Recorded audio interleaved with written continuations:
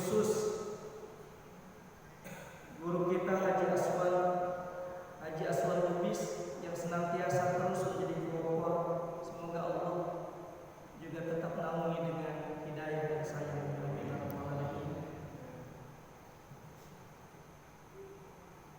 Bapak Ibu saudara muslim, ketika masyarakat Quraisy terpuruk mereka di dalam kubangan jahiliyah, di mana dominasi hawa nafsu itu lebih kentara ketimbang nilai-nilai kemanusiaan. Bagaimana mungkin seorang ayahanda ketika dikaruniai momongan yang tak kenal dosa, wanita, momongan itu wanita, tiba-tiba dibawa ke tengah padang pasir, kemudian dikubur hidup-hidup. Inilah dominasi jahiliyah daripada nilai-nilai kemanusiaan.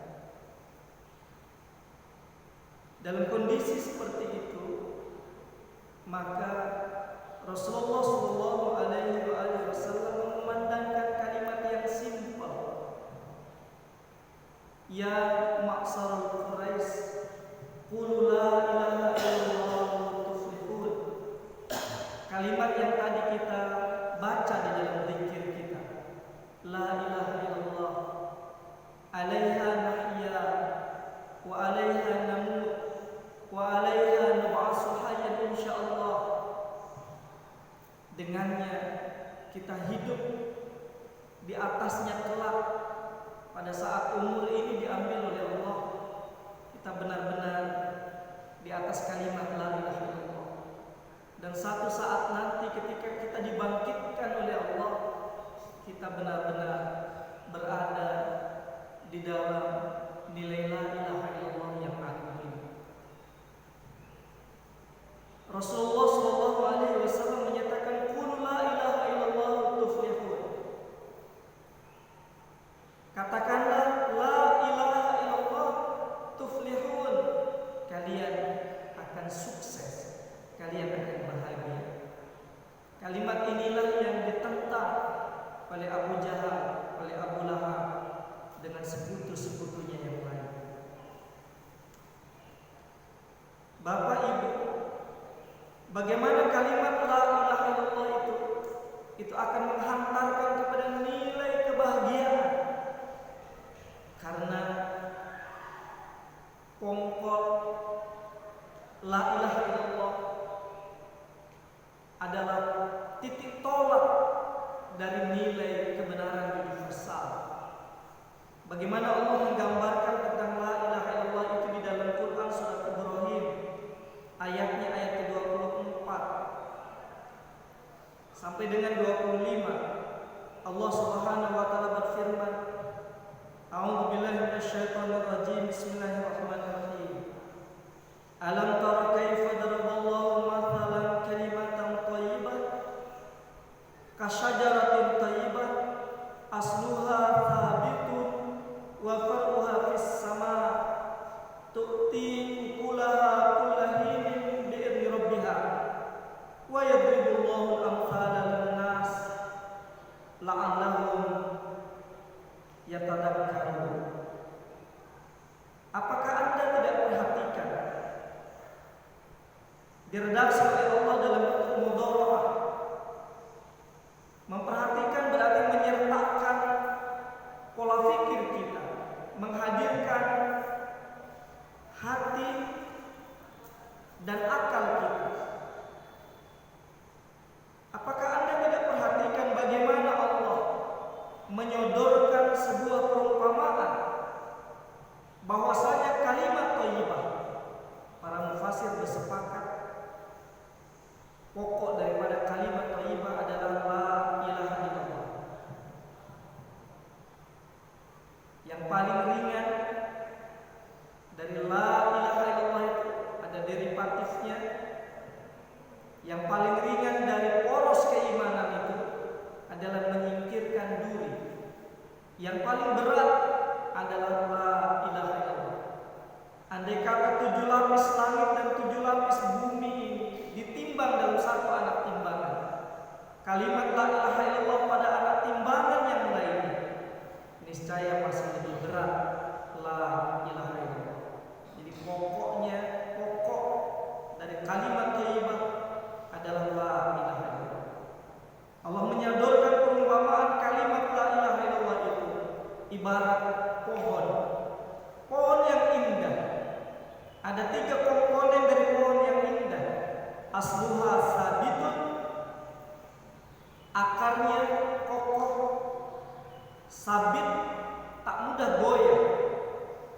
yang menghujam ke dalam bumi. Wa farquha far'un, cabangnya fis sama, menembus ke langit. Tu'ti ukulaha kulahinin bi'idni rabbiha, mengeluarkan buahnya tak kenal musim, senantiasa berbuah dengan izin Rabbnya. Wa yadribullahu al-amsala linnas, begitulah Allah menyodorkan sebuah tamsil bagi manusia, la'allahum yatadakkarun, mudah-mudahan mereka mampu memetik pelajaran. Bapak Ibu, mari kita lihat satu persatu. Aslun, akar, tak nampak dia. Tetapi apabila akar ini busuk, maka pokok pohon itu, cabang, ranting, daun, dan buahnya ikut membusuk. Tetapi manakala akarnya sehat, akarnya baik, maka baik pula bagian-bagian pohon yang lain. Akar memiliki tugas menyerap unsur hara di dalam tanah. Seorang mukmin yang mengumandangkan la ilaha illallah, maka qalbunya, fikirannya, dia mampu menyerap nilai-nilai ilahiyah. Allah Subhanahu wa taala menggelari dirinya kataballahu ala nafsihi rahmah, telah menetapkan Allah atas dirinya atau telah mewajibkan Allah atas dirinya rahmah, kasih sayang. Allah yang Maha Kasih Sayang itu mengutus nabinya, kekasihnya Al-Mustafa, insan pilihan terbaik di kolong langit ini, Muhammad sallallahu alaihi wasallam, memiliki visi dan misi. Wa ma arsalnaka illa rahmatan lil alamin. Tidaklah aku utus engkau ya Muhammad, kata Allah, kecuali untuk menebar rahmat. Seorang mukmin yang berani mendeklarasikan la ilaha illallah Muhammadur Rasulullah, berarti dia menyerap nilai-nilai ilahiyah yang Rahman dan Rahim. Seluruh Al-Quran 114 surat, 30 juz itu diawali oleh Bismillahirrahmanirrahim, dengan asma Allah yang Maha Kasih dan Maha Sayang.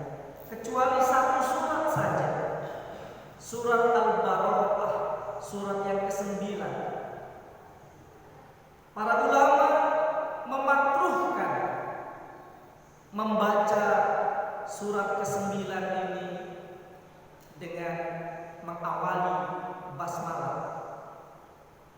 Makruh adalah isim maf'ul dari kariha. Kariha artinya dibenci, dibenci oleh Allah. Dr. Abdul Azam bahkan menyatakan orang yang membaca surat ke-9 dengan Bismillahirrahmanirrahim, kata beliau, haram. Setidak-tidaknya makruh, begitu mayoritas alim ulama. Namun demikian, Bapak Ibu, saya yang dhaif ini mengira tinggal 113 bismillah di dalam Al-Quran itu. Tapi subhanallah, di dalam surat An-Naml, surat tentang semut yang di dalamnya menuturkan sejarah dakwah Nabi Allah Sulaiman alaihissalam kepada Ratu Bilqis, bagaimana beliau menyurati ratu itu. Di dalam surat yang mulia, surat dakwah itu diawali dengan Bismillahirrahmanirrahim.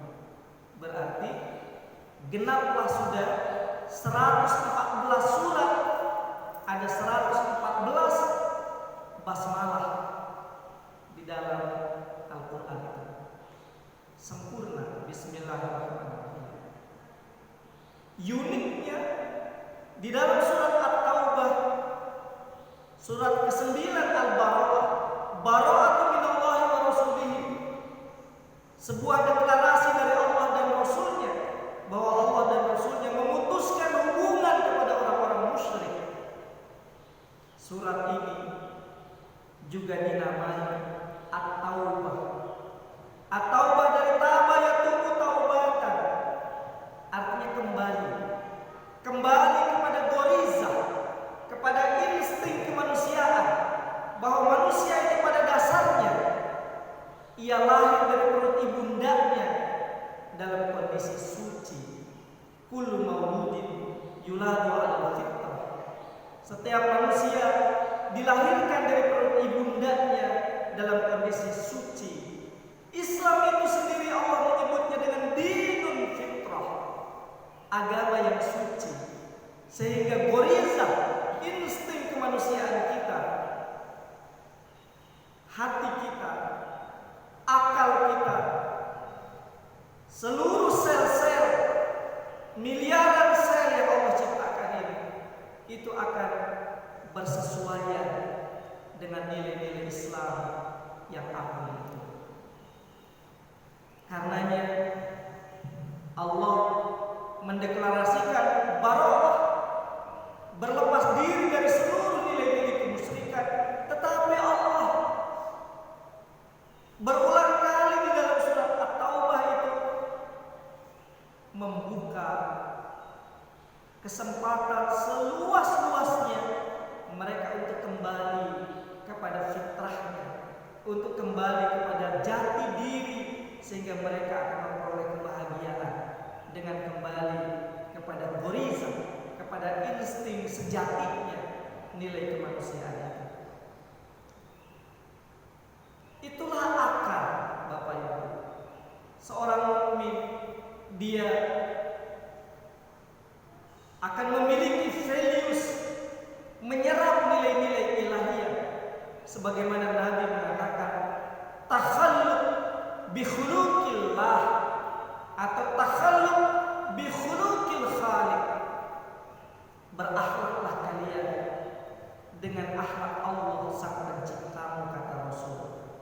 Karena Allah itu maha sabar, betapa Allah maha rahman, maha rahim, betapa Allah maha berilmu, dan seluruh yang digambarkan dalam Asmaul Husna. Akal itu juga mestinya menyerap unsur hara yang positif. Seorang mukmin yang mendeklarasikan la ilaha illallah Muhammadur Rasulullah, berarti mukmin itu menyerap values, nilai-nilai yang agung dari Rasulullah sallallahu alaihi wasallam. Betapa Muhammad sallallahu alaihi wasallam memiliki nilai yang agung, siddiq, amanah, fatonah, tabligh.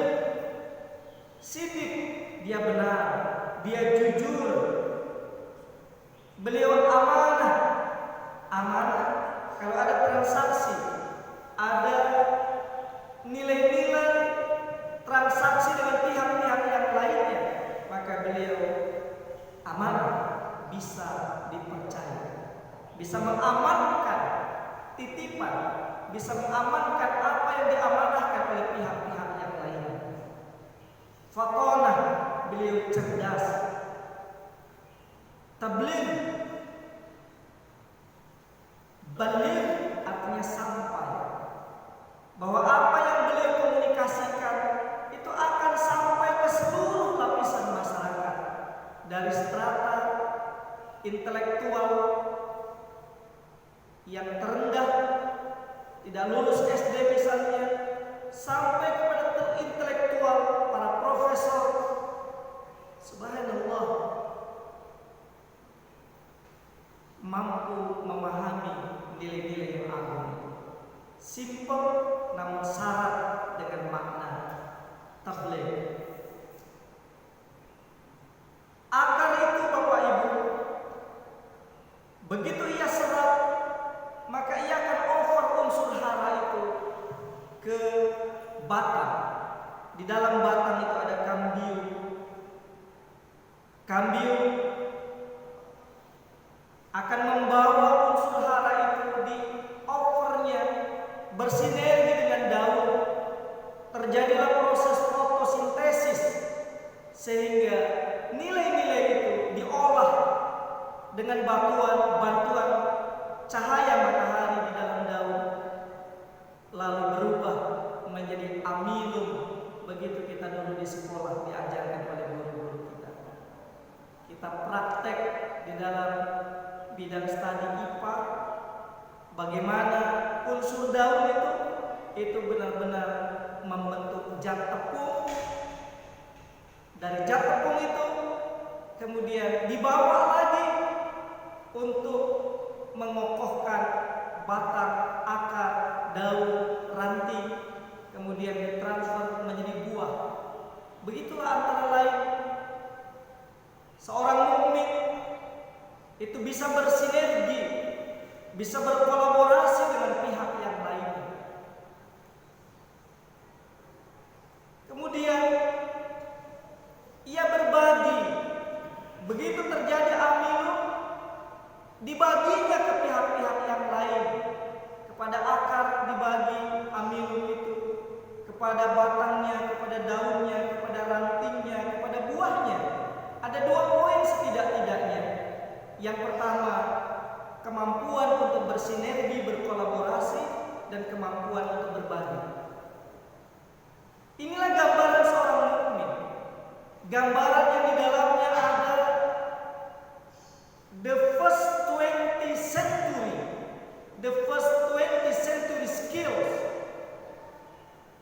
Skill yang dirindukan oleh nilai-nilai kemanusiaan di abad ke-21 ini, di mana manusia dianggap sebagai homo homini lupus, di mana manusia menjadi serigala bagi manusia yang lainnya, di mana di saat teror belahan bumi di seluruh dunia, nilai-nilai kemanusiaan dibantai. Rohingya misalnya, di Palestina misalnya, di India, di perbatasan India dengan Cina, kaum muslimin terutama yang menjadi banyak korbannya.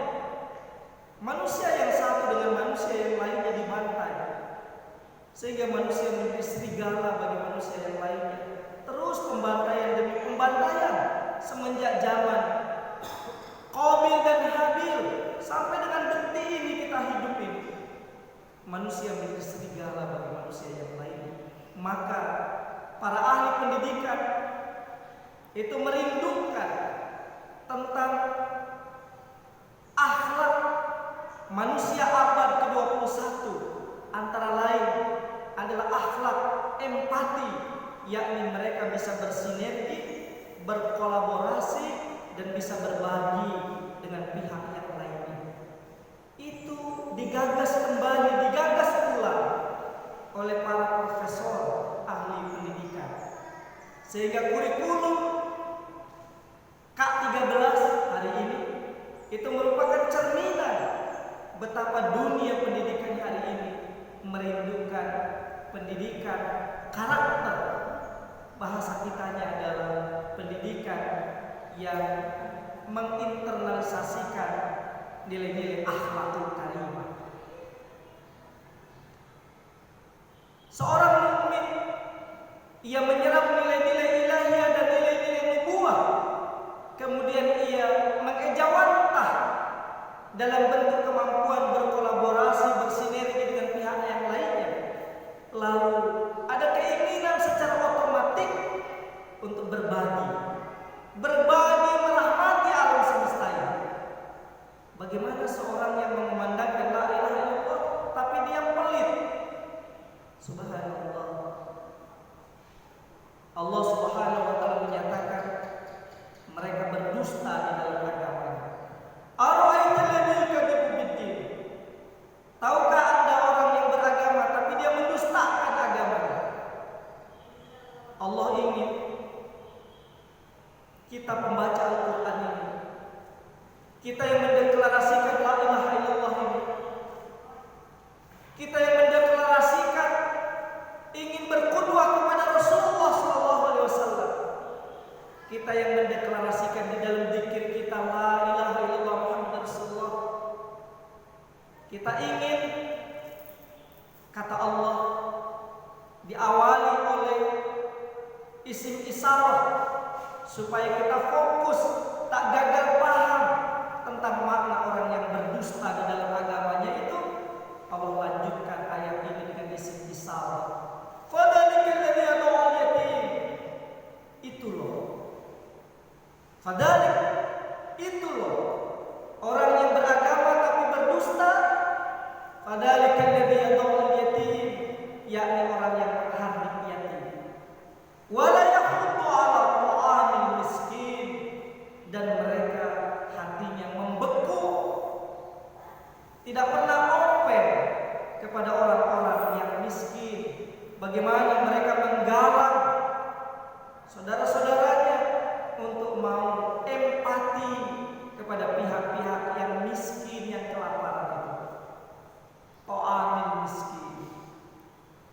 Ya Allah, mereka mengumandangkan la ilaha illallah, tetapi mereka dianggap berdusta di dalam agamanya, padahal mereka sholat. Ya Allah, fawailul lil musallin, neraka wail, walaupun mereka sholat yang tidak tumbuh di dalam akar yang sehat.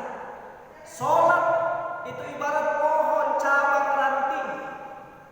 Sholat itu nampak, kelihatan, tetapi batang, cabang, ranting, daun itu tidak tumbuh di atas akar yang sehat. Maka sholat macam itu adalah sholat yang rapuh dan sholat yang tumbang, mafisai, tidak ada nilai di hadapan Allah Subhanahu wa taala. Mari kita lihat Quran surat Al-Anfal ayatnya, ayat ke-35. Allah Subhanahu wa taala menyatakan dengan amat sangat gamblang, bahasanya lugas. Ketika orang-orang Quraisy menyombongkan diri sebagai keturunan Ibrahim dan Ismail, sebagai kelompok yang memiliki kelas istimewa karena mereka memegang al-hijabah, memegang kunci Ka'bah, memelihara Ka'bah, merawat, menyambut tamu-tamu Allah, dan mereka merasa memiliki hak istimewa itu. Mereka sholat di sisi Ka'bah. Apa kata Allah dalam Quran surat Al-Anfal ayat ke-35 itu? Wa makana salatuhum indal baiti illa muqa'a wa tasdiyah fadhuqul adaba bima kuntum takfurun. Tidaklah sholat mereka, orang yang mengklaim sebagai keturunan Nabi Ibrahim, keturunan Nabi Ismail, sholat di sisi Baitullah, yang sholatnya itu satu rakaatnya sama dengan 100.000 rakaat sholat di masjid ini. Tapi kata Allah, wa makana salatuhum indal baiti, tidaklah sholat mereka di sisi Ka'bah itu illa muqa'an wa tasdiyah, kecuali nilainya hanya siulan dan tepuk tangan. Jadi tiada nilai sholatnya. Kenapa? Kata Allah, dijelaskan apa yang dibawa, values, nilai-nilai la ilaha illallah oleh Nabi Muhammad SAW, kekasih Allah itu. Values, nilai-nilai kenabian tidak diserap oleh mereka, bahkan diingkari.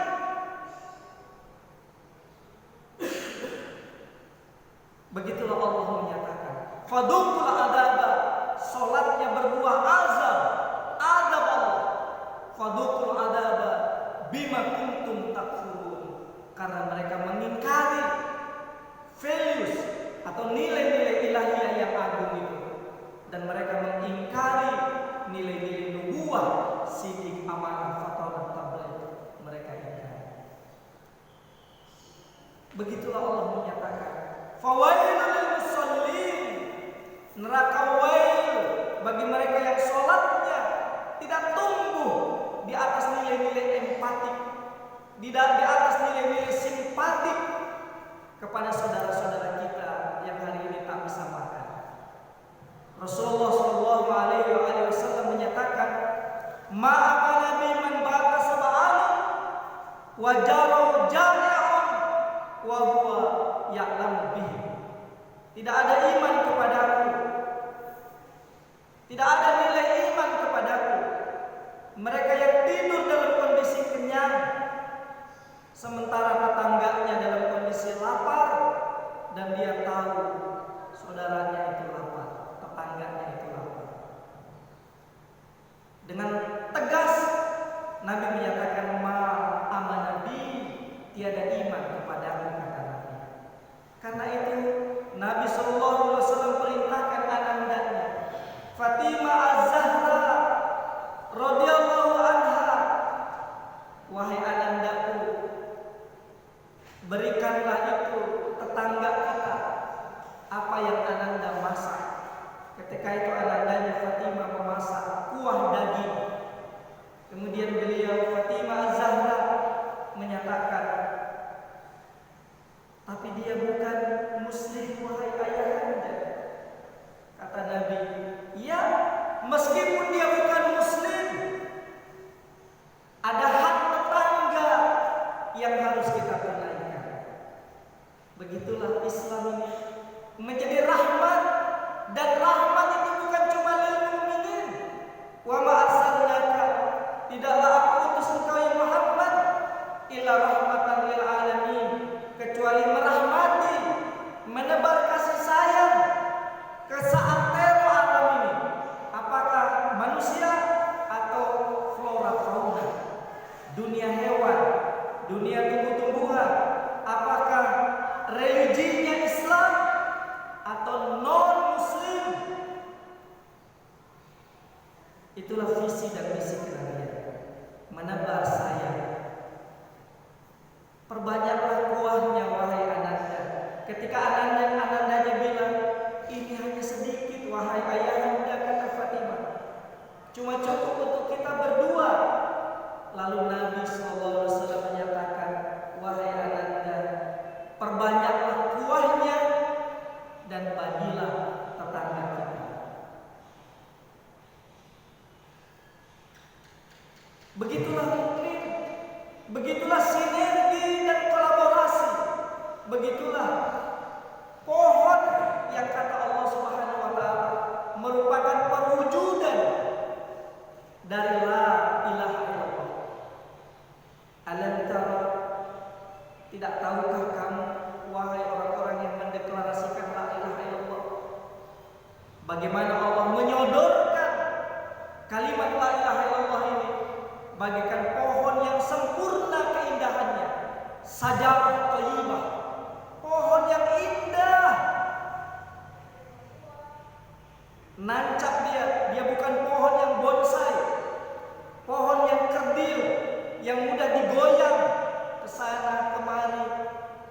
Dia adalah pohon yang menghujam teguh, tidak mudah dia ditipu, digoyang, sehingga pendiriannya mudabdabina baina dalika sabila.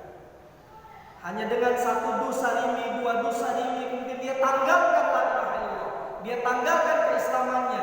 Tidak mudah seperti itu. Kenapa begitu?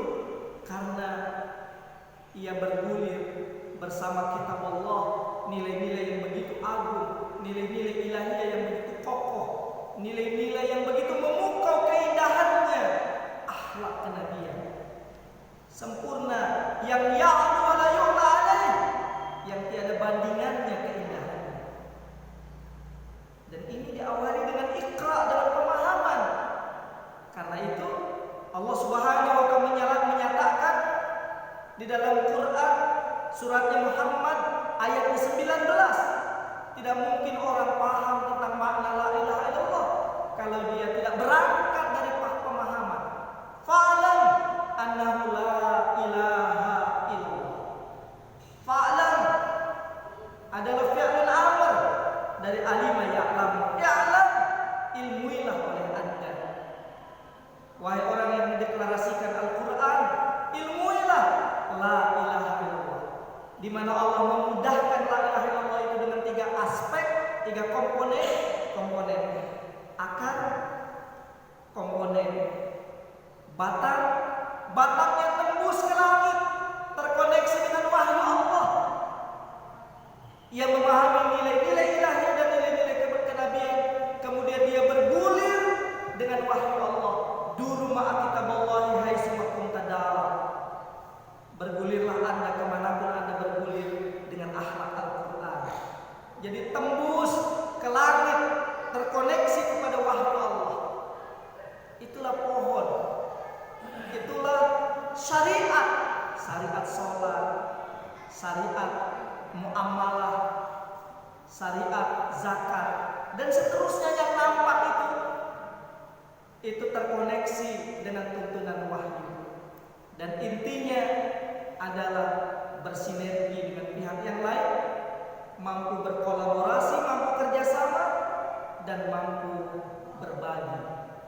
Kalau tidak, maka dia dianggap berdusta. Sholatnya adalah sholat yang kering, sholat yang rapuh dan mudah tumbang. Fawailul lil musallin alladzina hum an salatihim sahun alladzina hum yura'un wa yamna'un al-ma'un.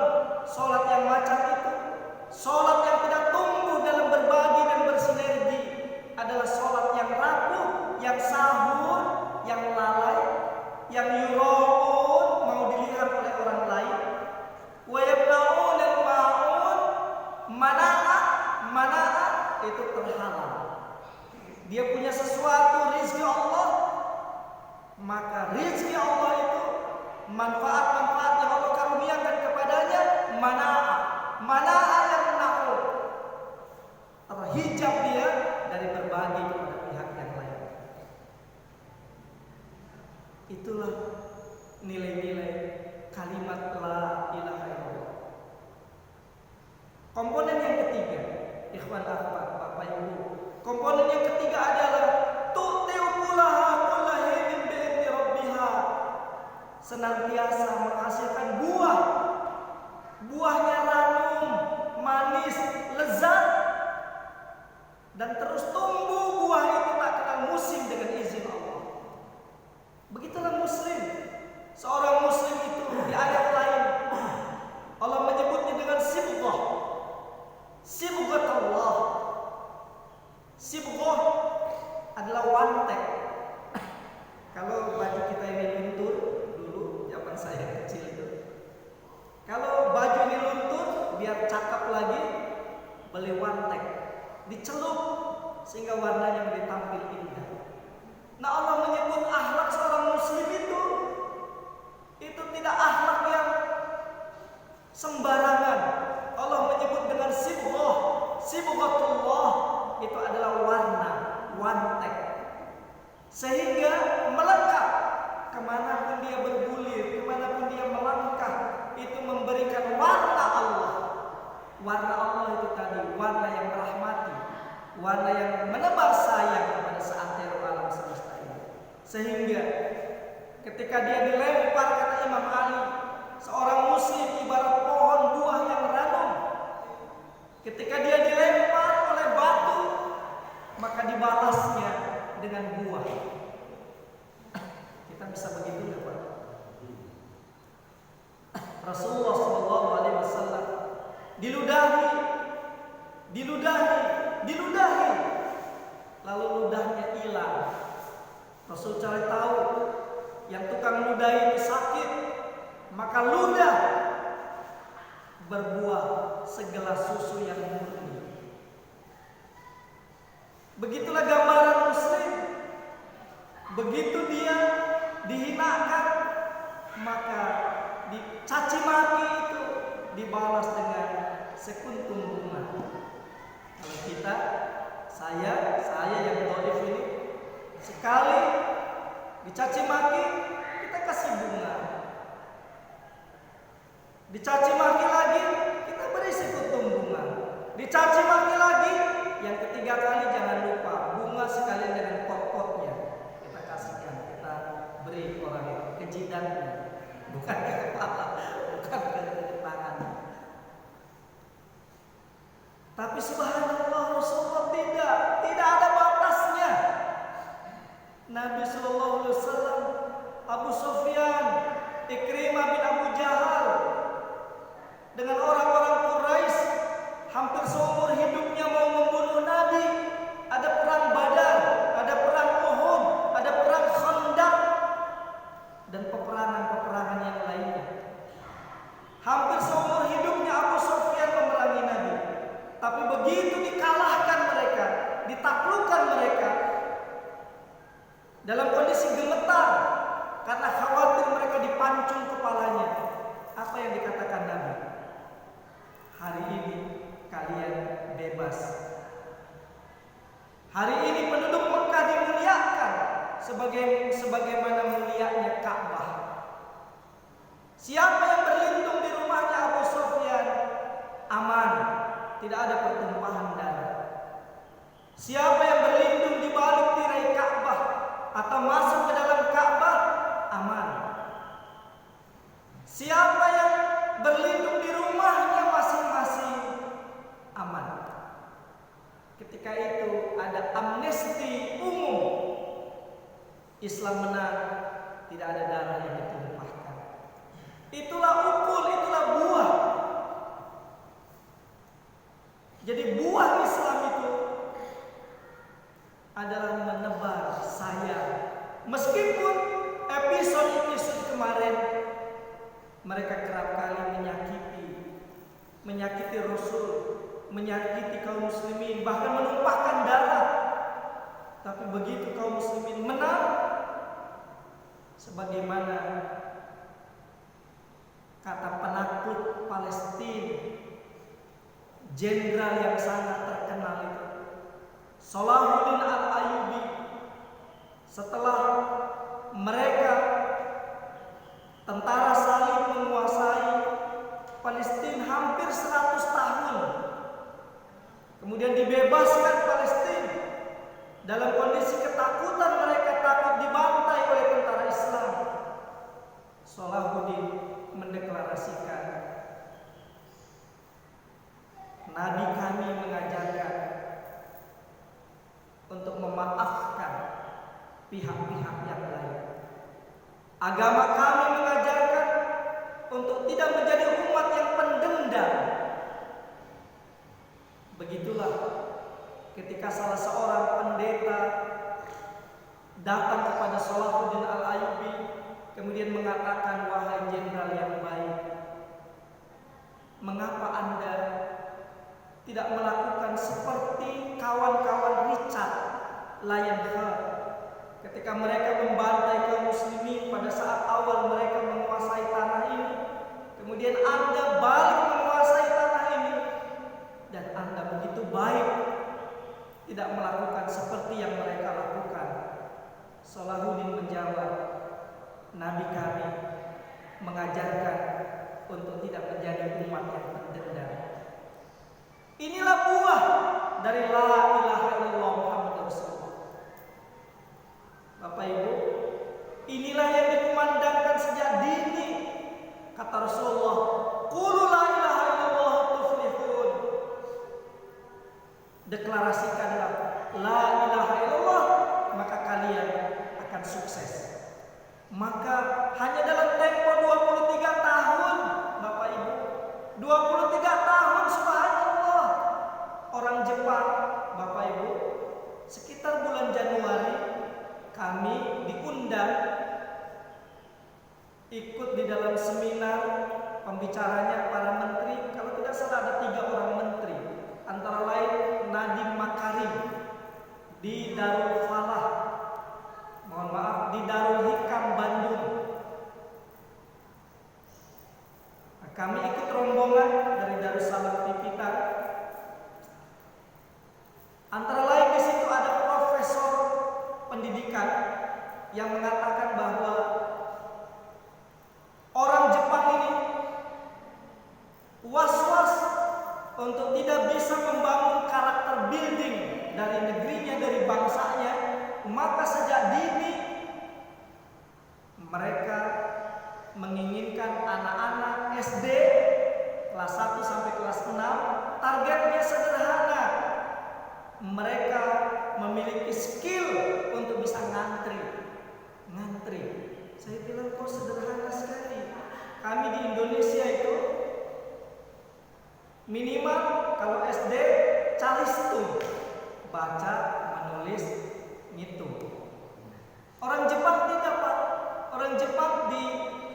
profesor yang ngomong di seminar itu cuma bisa ngantri saja. Saya bilang kok remeh sekali, kecil sekali. Terus si profesor itu menjelaskan, kalau kami gagal mendidik anak-anak SSD itu tidak bisa ngantri, gagal kami mendidik mereka, maka kami gagal untuk mempersiapkan the karakter building 3 generasi. Subhanallah, 3 generasi saya bilang. 3 generasi.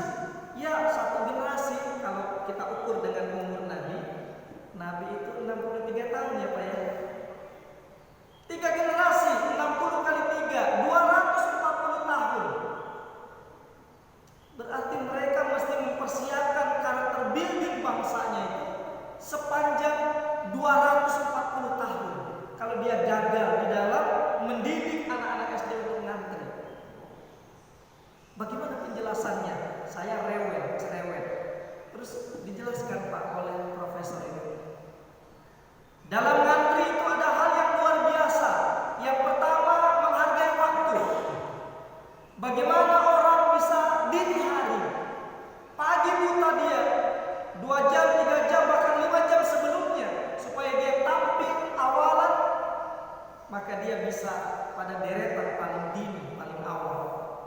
Berarti dia ada konsep penghargaan waktu dan konsep bergegas.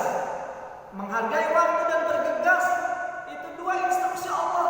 Bahkan dengannya Allah bersumpah, wal asri, demi waktu, innal insana lafi khusrin, manusia seluruhnya rugi kalau mereka tidak piawai tentang waktu ini, tentang manajemen waktu ini. Yang kedua, bergegas, terengginas. Itu adalah ciri takwa. Wasari'u ila magfirati min rabbikum wa jannatin arduha samawati wal ardh u'iddat lil muttaqin. Ayo bergegaslah, ayo bersegeralah kepada ampunan Allah. Ayo bersegeralah amalia-amalia yang bisa menghantarkan kepada surga Allah yang luasnya meliputi langit dan bumi. U'iddat lil muttaqin, yang disediakan untuk orang-orang yang bertakwa. Jadi takwa itu dia memiliki manajemen waktu dan dia terengginas, dia bergegas. Seorang muttaqin tidak loyo. Seorang muttaqin adalah orang yang terengginas, dia bergegas. Seperti Umar bin Khattab radhiyallahu anhu. Sehingga setan aja takut, tidurnya aja takut setan. Kalau Umar bin Khattab sedang tidur, setan mau lewat, cari jalan yang lain. Apalagi berdirinya, apalagi bergeraknya, tidurnya saja takut setan. Yang kedua, kata si profesor itu, dalam antrian itu, orang yang datang kemudian, dia bisa menghargai orang lain. Dalam antrian yang panjang itu, dia berdiri dengan sabar pada posisi berikutnya, dan dia memiliki tumbuh sikap menghargai orang lain. Lihat Pak di pom bensin, berapa kali saya ngantri di pom bensin, tiba-tiba diserobot orang, kita sudah ngantri, tiba-tiba dia set di depan kita. Begitu Pak ya. Atau antrian berkat, ada bencana, orang senggol-senggol. Padahal dalam antrian itu dia bisa menghargai orang lain, dia bisa empati. Di dalam antrian itu dia tidak ganggu. Lihat anak-anak kita, begitu dia ngantri, dijewer ke temennya yang depan tuh. Kemudian dia pura-pura diam, dicolek, tangulin kepalanya. Betul nggak Pak? Bener ya kita kalau ngantri ditengulin. Orang Jepang itu dia diam, kemudian dia baca, dia manfaatkan waktunya dengan bacaan yang ringan. Subhanallah. Jadi aspek yang sederhana ngantri itu ada nilai-nilai dasar dari karakter sebuah bangsa. Penghargaan waktu, manajemen waktu, terengginas, sabar, menghargai orang lain, empati, simpati, memanfaatkan waktu dengan membaca, dan seterusnya. Kalau ini sukses, maka sukseslah karakter bangsa itu. Subhanallah. Inilah yang kemudian para ahli pendidikan memberikan nuansa ruh kepada kurikulum, yakni K13 itu ada penguatan tentang dimensi al-akhlaqul karimah. Begitulah Bapak Ibu, betapa Allah inginkan la ilaha illallah Muhammad Rasulullah itu mengejawantah pada 3 dimensi.